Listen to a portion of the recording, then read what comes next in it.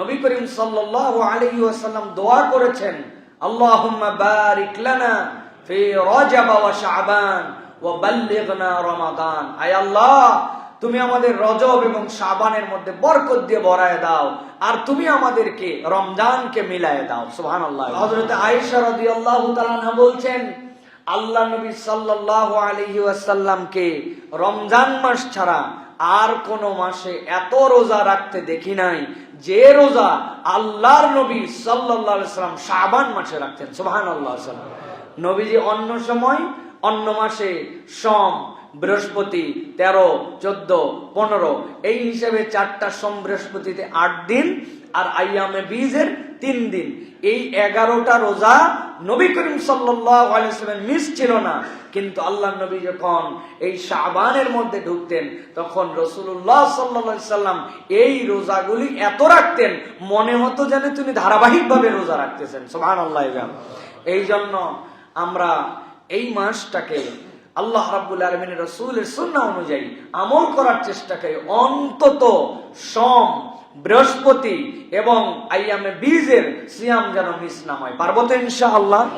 নিসফু মিনাশ শাবান, এটার একটা মর্যাদা আছে। নবী করিম সাল্লাল্লাহু আলাইহি ওয়াসাল্লাম বলেছেন, কেউ এই নিসফু মিনাশ শাবানে 2টা আমল যদি তার মধ্যে থাকে, একটা তার ভাইয়ের সাথে তার হিংসা বিদ্বেষ নাই, অন্তরটা বিদ্বেষ মুক্ত, আর 2 নম্বর ঈমানটা শিরিক মুক্ত, এই 2 আমল যার সাথে আছে আল্লাহ নিসফু মিনাশ শাবানে তার সকল বান্দাকে মাফ করে দেয়। তাহলে এই মাস কত মহিমান্বিত এবং বরকতপূর্ণ। ঈমানদার রমাদানের জন্য এখান থেকে প্রস্তুতি নেবে। সেই হিসাবে আমাদের বাড়ি ঘর সব জায়গাতে রমাদানের প্রিপারেশনে একটা আনন্দ, একটা উদ্বেলতা থাকতে হবে। আমরা অনেক সময় আনন্দ উদ্বেলতা তো দূরের কথা, এটা কি মাস চলতেছে তাই জানি না আমরা, ঠিক না ভাই? বাড়ি ঘরগুলোতে আমাদের বাচ্চা, আমাদের তরুণ, আমাদের ইয়াং, তারা জানে না এটা কি মাস, অথচ সামনে আমাদের গুনাহ খাতা মাফ করে দেওয়ার মাস আসতেছে। সামনে এক আজব মেহমান আমাদের কাছে আসতেছে, যেই মেহমান আমাদের জন্য আল্লাহর পক্ষ থেকে মাগফিরাত নিয়ে আসবে, নাজাত নিয়ে আসবে।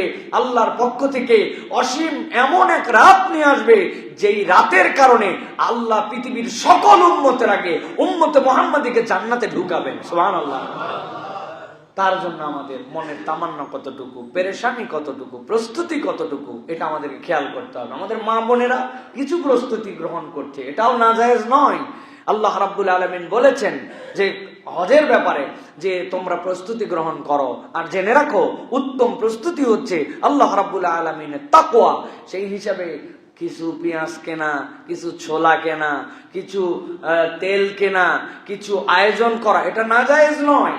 আপনার লিমিটের মধ্যে এটা আপনি করতে পারেন, কিন্তু মুসলমানের জন্য এটাই একমাত্র প্রস্তুতি নয়। ইমানদারের প্রস্তুতি সিয়াম কিভাবে হবে, তারাবি কিভাবে হবে, কিয়াম কিভাবে হবে, কয় খতম কোরআন দিব, কিভাবে রমজানের দিনগুলা কাজে লাগাবো, আমাদের জন্য এই প্রস্তুতিগুলোর জন্যই আল্লাহ নবী সাল্লাল্লাহু আলাইহি ওয়াসাল্লাম 2 মাস আগের থেকে এই প্রস্তুতির কথা বলেছেন। সুবহানাল্লাহ। আমি বহুবার বলেছি, আরো একবার মূল আলোচনায় যাওয়ার আগে আপনাদের কাছে বলে দেই, নবী করিম সাল্লাল্লাহু আলাইহি ওয়াসাল্লাম কেন 2 মাস আগের থেকে সিয়ামের প্রস্তুতির কথা বললেন?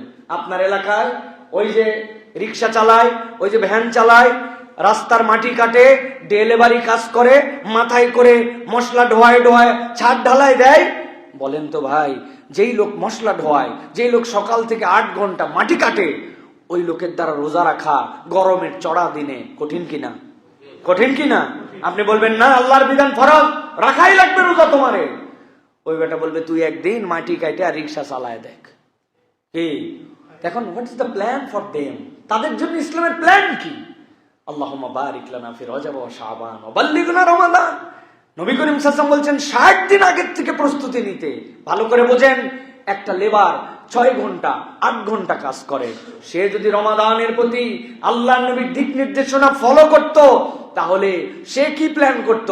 সে প্ল্যান করত যে আমি 60 দিন আগের থেকে এক ঘন্টা করে দিনে কামাই বেশি করার চেষ্টা করব।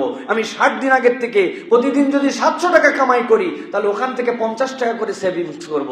50 টাকা করে যদি সেভিংস করে 2 মাস, তাহলে দেখা যাবে তার 7 থেকে 8 দিনের টাকা জড়ো হয়ে গেছে। রিক্সাওয়ালা, ভ্যানওয়ালা, এরকম যারা কষ্টের কাজ করে, তার স্ত্রীর জীবনেও এটার জন্য সময় আছে। সে তার আলু থেকে একটা আলু তুলে রাখছে, ডাল রান্নার সময় 1 মুঠ ডাল সেভিং করছে, চাল রান্নার সময় 1 মুঠ চাল সেভিং করছে। 2 মাস একজন ভদ্র মহিলা যদি প্ল্যান করে, তাহলে অন্তত 2 মাসে 5 থেকে 6 দিনের পুরা খাবার সে জড়ো করে ফেলতে পারে, যেটা তার সংসারে কোনো প্রভাবই পড়বে না, ঠিক কিনা? তাহলে ওই লোক 7 দিনেরটা জড়ো করছে কষ্ট করে 2 মাসে, আর তার স্ত্রী বাড়িতে সাপোর্ট দিছে 7 দিনের। ওই লোকের 15 দিনের খাবার রমজানের আগেই জড়ো হয়ে গেছে তার বাড়িতে। আল্লাহ নবী বলছেন, আল্লাহুম্মা বারিক লানা ফি রজব ওয়া শাবান। কেউ যদি রমজানকে টার্গেট করে রজব শাবানের কোন নিয়ত করে, আল্লাহ রাব্বুল আলামিন তাকে বরকত দিবেন। ওই লোক অন্য সময় কাজ করত পুরা দিনে 6 ঘন্টা হার্ড লেবার, এখন সে চিন্তা করছে আমাকে আল্লাহর জন্য সময় দিতে হবে, আমার 15 দিনের খাবার সেভিংস আছে। ওই লোক 3 ঘন্টা কাজ করবে, কষ্ট কমায় নিবে, একদিন কাজ করবে, একদিন কাজ করবে না, কিন্তু তার রোজা তারপরেও মাফ হবে না। এই রোজাটা তাকে রাখতে হবে, এটার নাম প্ল্যানিং।